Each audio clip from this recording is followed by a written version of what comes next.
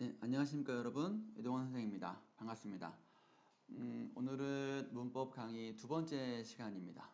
두 번째 시간이고요. 지난 시간에 우리는 품사에 대해서 공부를 했습니다. 품사에 대해서 우리는 이 단어의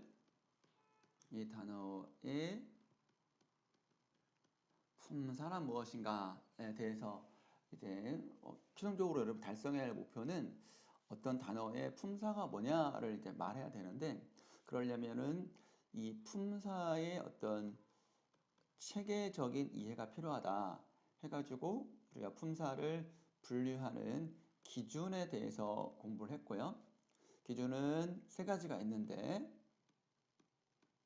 형태, 기능, 의미, 이 세 가지 중에서 지난 시간에는 형태에 대해서 말씀을 드렸어요. 잠깐 복습하는 겁니다. 형태라는 거는 모양이 변하냐 변하지 않냐. 변하지 않으면 불변어라 그랬고, 변하면 가변어라 그랬고, 가변에서 우리가 예를 들면 먹다, 먹고, 먹으니, 먹어서 이렇게 될 때 우리가 먹다라는 한 단어가 문장에 따라서 먹고가 되고 먹으니가 되고 먹어서가 되는 것 등등등등등, 이런 것들이 형태가 변한다 라고 여러분이 이해하시면 좋고요. 그래서 오늘은 이제 기능과 의미에 대해서 간단하게 이제 말씀을 드릴게요. 자, 그러면 다시 첫 번째 페이지 봅시다. 첫 번째 기능이라는 거는 이 단어가 문장에서 어떠한 역할, 어떠한 일을 하느냐라는 거예요. 체언이 있습니다. 먼저 체언이라는 이 체자는 우리가 체육할 때 체거든요. 몸체자야, 몸체. 우리 몸이 좀 중요하잖아. 그래서 체언에 해당하는 단어는 우리 몸과 같이 좀 이제 중요한 일을 한다, 이렇게 이해하면 되고요. 문법적으로는 우리가 주어나 목적어나 보어 등에서 중요한 역할을 한다라고 이제 여러분이 이해하시면 되겠습니다. 주어나 목적어나 보어는 아직 좀 나중에 여러분이 공부하겠지만, 일단 지금은 뭐야? 라고 생각하지 말고, 우리 국어에서 문장에서 중요한 일은 주어나 목적어나 보어를 하는 거구나, 이렇게 여러분 이해하면 좋겠고요. 처음이라 여러분들이 너무 자세하게 많은 걸 설명하면 힘들 수 있어. 그래서 쌤이 천천히 이제 수업하는 거니까 이런 것들은 이런 게 있구나 하고 그냥 알아두면 좋겠습니다. 자, 그리고 체언이 이제 중요한 역할을 하는 건데, 체언에는 우리가 명사, 대명사, 수사가 있다는 것도 같이 알아둡시다. 그러니까 체언이라는 거는 중요한 일을 한다. 그래서 주어나 목적어나 보어 등의 일을 하고, 또 체언에는 명사, 대명사, 수사가 있다. 그래서 명사라는 거는 사람이나 사물의 이름을 나타내는 단어를 얘기하는 거예요. 그래서 우리가 여러분이 보고 있는 책, 또 여러분이 쓰고 있는 공책, 연필, 이런 것들을 명사라고 하죠. 그리고 대명사라는 거는 이 대자가 한자를 한번 써볼게요. 이렇게 딱 해서 이제 명사를 대신한다. 그래서 이거는 대신하는 거예요. 그래가지고 우리가 나, 너, 그, 이런 거 정도, 당신, 이런 것 정도가 있고요. 또 뭐 여기, 거기, 저기, 이런 것들도 우리가 대명사라고 할 수 있겠습니다. 대명사라는 거는 명사가 항상 있어.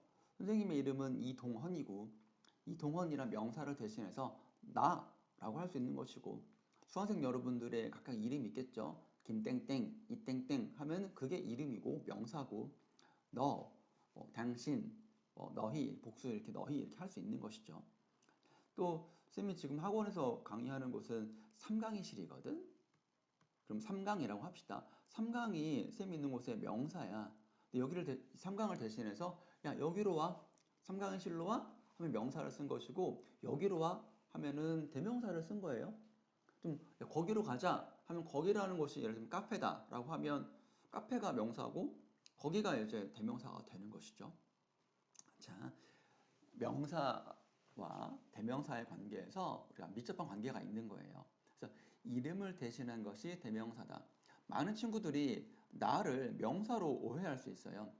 나 이렇게 되는 것이 그냥 아무 생각 없이 그냥 명사래. 근데 생각해보면 대신할 만한 명사가 있는데 내 이름은 이동헌인데 그렇죠? 그러니까 이동헌이라는 명사가 있고 이걸 대신해서 우리가 나를 쓰면은 나는 우리가 대명사라고 보는 것이 맞죠? 오해하지 맙시다 여러분들. 수사라는 게 있어요. 수사라는 거는 수와 관련된 거예요. 넘버. 그래서 이제 뭐 하나, 둘, 셋, 뭐 이런 것들이 있습니다. 뭐 첫째, 둘째, 셋째 이런 것도 있고요. 이건 여러분 좀 필기 좀 해주세요. 자, 정리하자면 체온이라는 거는 중요한 역할을 한다.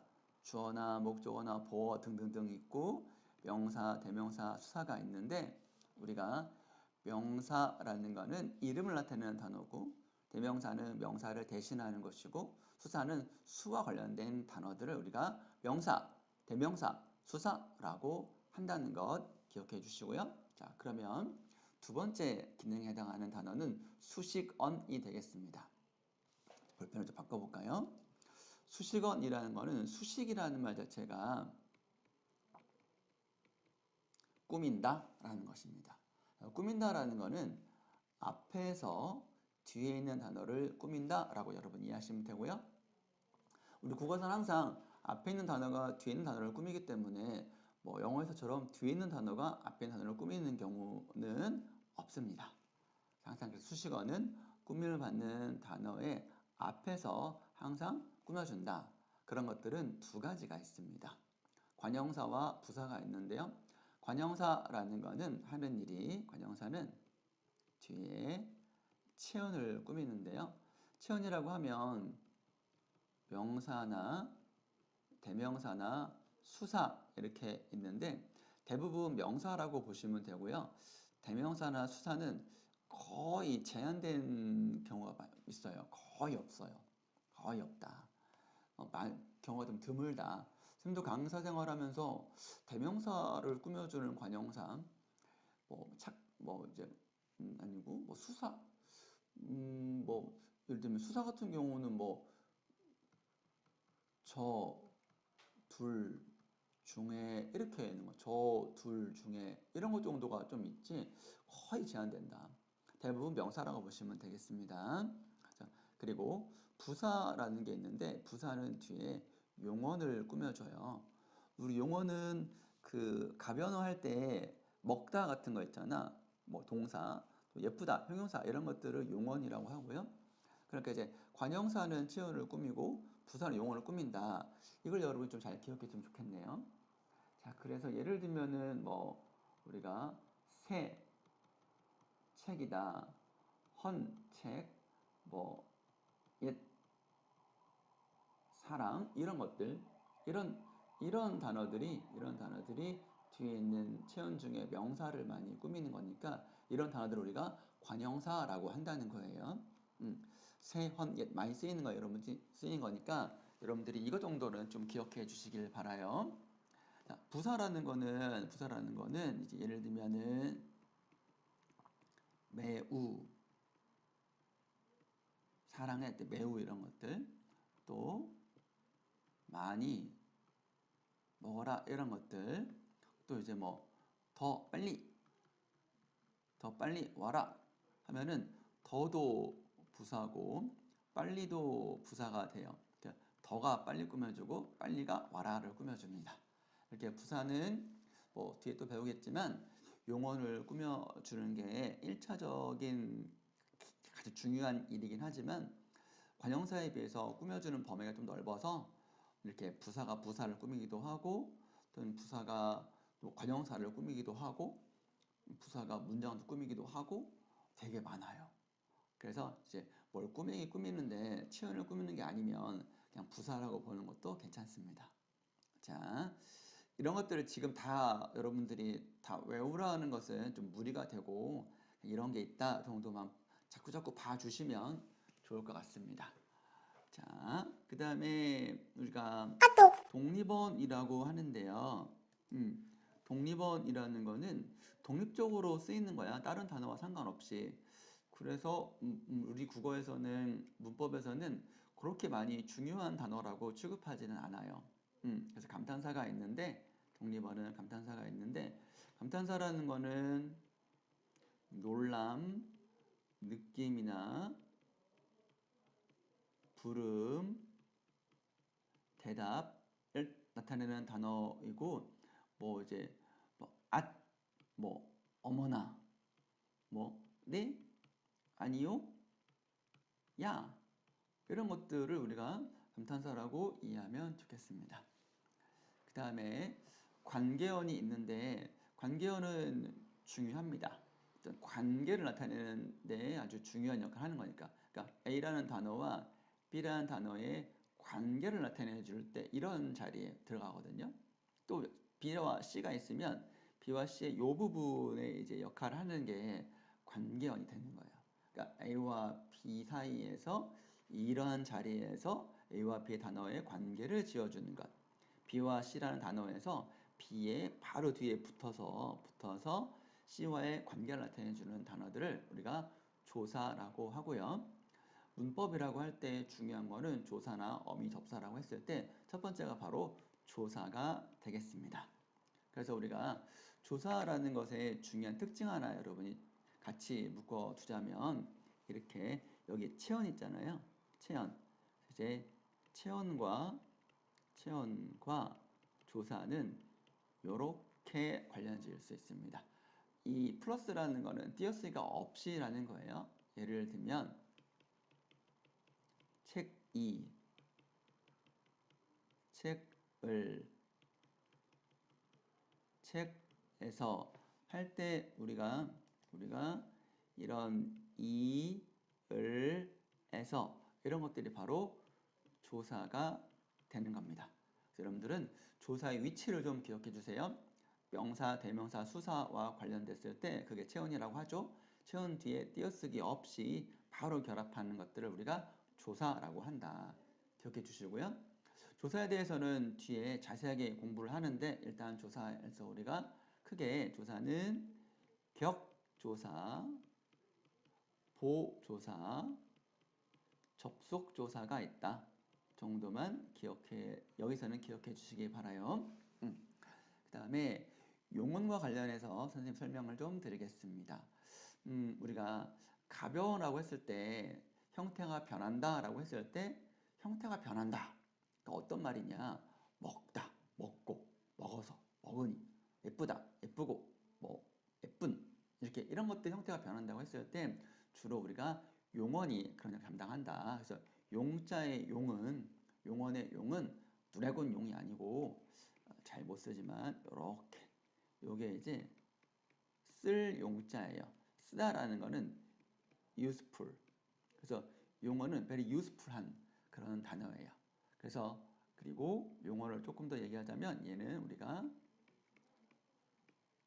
활용하는 단어를 우리가 용언이라 그러고 활용이라는 거는 예를 들면은 먹다라는 단어가 먹고, 먹으니, 먹어서, 먹었다, 먹는다, 먹겠다 등등등 이럴 때 우리가 굉장히 활용을 많이 한다. 그러니까 먹다라는 기본 형태에서 이 많은 이제 다양한 활용 형태로 쓰인다라는 얘기거든요. 그래서 어떤 문장에서는 먹다로 이제 끝냈고 먹고 나는 밥을 먹고 학교에 갔다.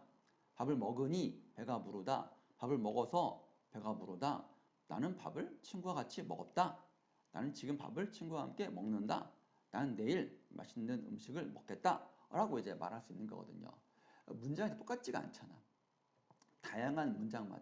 다양한 문장마다 그때그때마다 먹다라는 기본형에서 활용 형태로 적절하게 바꿔주는 거잖아요.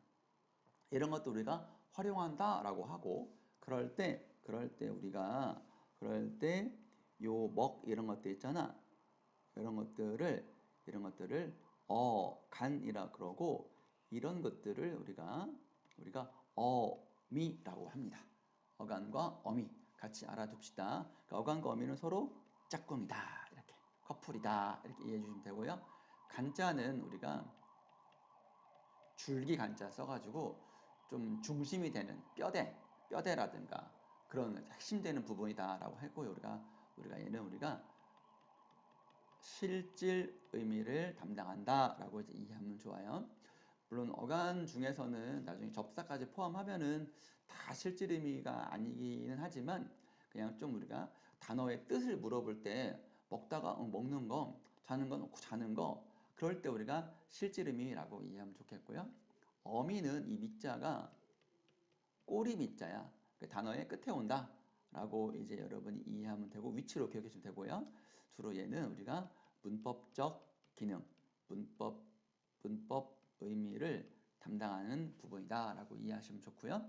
그러니까 조사와 더불어서 이 어미가 문법적으로 굉장히 중요한 일을 하기 때문에 우리가 많이 잘 알아야 된다까지 설명드리고요. 그 다음에 이런 용어에는 동사와 형용사가 있는데요. 동사라는 거는 움직임을 나타내는 단어이고 형용사 같은 경우는 상태나 성질을 나타내는 단어인데 여기서는 우리가 이 동사와 형용사를 좀 구분하는 거가 좀 필요해요. 그거 하나만 하고 갑시다, 여러분들. 어떤 단어가 움직임을 나타내면은 동사구나. 아니야, 상태나 성질이야. 그럼 형용사다. 라고 이제 의미적으로 접근하는 거 괜찮거든요. 근데 어떤 용어는 이게 헷갈려. 이게 움직임인지 상태나 성질인지 좀 헷갈리는 게 있다. 그럴 때 의미적으로 접근하지 말고 형태적으로 좀 접근하는 것이 조금 더 문법적인 접근이다라고 여러분 말씀드리겠고요. 그러면 어떻게 하냐? 예를 들면 이런 거예요. 자, 먹다는 먹는다로 활용해서 자연스럽게 쓰이죠. 가다 같은 경우는 우리가 간다로 활용해서 자연스럽게 쓰입니다. 그럴 때 여기 이 사이에 는을 집어넣고 니은을 집어넣었을 때 자연스러우면 동사가 되는 거예요. 그러면 형용사 같은 경우는 한번 봅시다. 그리고 잠깐만. 형용사 같은 경우는 예쁘다가 있어요. 예쁘다가 니은을 붙여보면 예쁜다가 되고 예쁜다로 바꿀 수 있고 또 아름답다 같은 경우는 이 답이라는 비받침이 있어가지고 얘는 어떻게 활용하냐면 는을 집어넣는다면은 아름답는다로 이제 활용을 할 수가 있는데 우리가 이렇게 니은을 집어넣었을 때 이게 우리가 일상생활에서 꽃이 예쁜다라고 하지 않고요. 그녀가 아름답는다라고 하지 않아요. 맞죠, 여러분들? 먹는다는 쓰지만 간다는 쓰지만 예쁜다는 안 쓰고 아름답는다 안 씁니다. 자, 그래서 는과 니은이 자연스럽다. 는과 니은이 자연스럽지 않다. 이렇게 여러분이 정리하면 어떨까요? 연습 하나 해볼까요? 자, 좋아하다. 한번 해보세요. 몇 개 써볼 테니까 한번 해보세요. 공부하다 한번 해보시고 그 다음에 차갑다. 그 다음에 많다. 그 다음에 흐르다 한번 해보세요. 자, 멈췄다가 한번 해보시고 맞춰봅시다. 자, 여기서는 좋아한다, 공부한다가 돼서 동사고요. 차갑는다가 안 돼요. 형용사. 만는다가 안 돼요. 형용사. 흐른다가 돼요. 동사. 이렇게. 요거 여러분 많이 익숙해지셔야 됩니다. 자, 지금까지 여러분들한테 기능과 의미에 대해서 선생님이 설명을 드렸고, 약간 짧게 정리하자면요. 기능이라는 거는 역할인데 체언이 있다. 체언은 중요한 역할을 한다. 그래서 주어나 목적어나 보어 등등에 쓰이고 명사가 있고 대명사가 있고 수사가 있다. 명사는 이름을 나타내는 단어고 대명사는 이름을 대신하는 단어고 수사는 수량이나 순서 등을 나타내는 단어다. 그래서 뭐 책이라든가 나, 너, 뭐 그녀 이런 것들 하나, 둘, 셋, 넷, 뭐 첫째, 둘째, 셋째 이런 것들이 있었다. 그 다음에 수, 식, 언에는 꾸며주는 건데 항상 앞에서 뒤를 꾸며준다. 관형사가 있고 부사가 있는데 관형사는 주로 체온을 꾸며주고 명사, 대명사, 수사 중에서 주로 명사가 대부분이다. 부사는 주로 용언을 꾸며주지만 용언 외에도 다른 부사나 관형사나 문장 전체도 꾸민다. 그래서 꾸미는 범위가 좀 넓다 정도 이해해 주시고요. 다음에 독립언 같은 경우는 우리가 감탄사가 있는데 요거는 우리가 품사 판단에서는 그렇게 많이 어렵지 않다. 그래서 놀람이나 느낌이나 부름, 대답을 가리키는 단어가 감탄사이다 말씀드리겠고요. 그 다음에 관계어는 다른 단어와의 관계를 나타내주는 역할을 해주기 때문에 좀 중요하다. 그래서 조사가 있고 조사의 위치를 우리가 정했는데 체언 다음에 띄어쓰기 없이 바로 결합하는 것이다. 이렇게 말씀드렸고요. 그 다음에 조사에서는 우리가 격조사, 보조사, 접속조사가 있었다. 그 다음에 우리 가변어 중에서 용언은 우리가 쓰임새가 많은 단어다. 그래서 용언이 활용을 하는데 활용할 때 변하지 않는 부분을 어간이라 그랬고 변하는 부분을 어미라고 했다. 용언에는 동사와 형용사가 있는데 동사는 움직임을 나타내는 단어고 적용도 있고요. 형용사는 상태나 성질을 나타내는 단어인데 동사는 우리가 는과 니은을 결합해서 말이 되면 동사이고 형용사는 그렇지가 않다. 그래서 먹는다, 간다, 예쁜다, 아름답는다 안 됐었습니다. 여기까지가 이제 우리가 품사의 체계에서 기준에 따른 기본적인 용어의 개념을 쌤이 설명해 드렸고 다음 시간에는 우리 실제적으로 품사를 판별하는 그런 아주 핵심적인 공식 2개를 설명드리고 그 다음에 다음 쪽에 있는 그런 연습 예제로 실제로 품사를 판별하는 훈련을 해볼 테니까 여러분들이 1강, 2강을 통해서 품사의 체계에 해당하는 형태, 기능, 의미에 해당하는 것들 그리고 쌤이 앞에 설명드렸던 이런 부분들에 대해서 여러분들이 많이 복습을 해 주시길 바라고요. 꼭 또 바라겠습니다. 자, 그럼 복습 많이 하시고 다음 시간에 또 뵙겠습니다. 수고하셨습니다.